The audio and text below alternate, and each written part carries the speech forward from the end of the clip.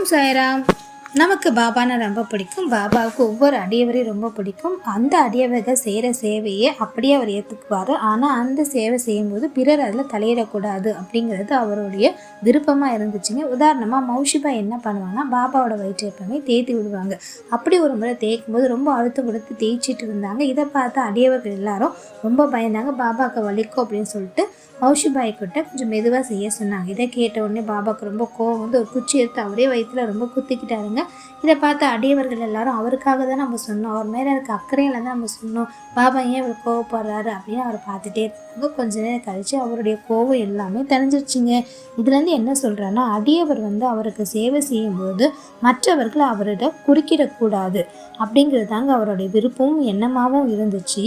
ஏன்னா அடியவர்கள் செய்யும் சேவையோட மதிப்பும் தகுதியும் பாபாவுக்கு மட்டும்தாங்க தெரியும். ஓம் சாய்ராம்.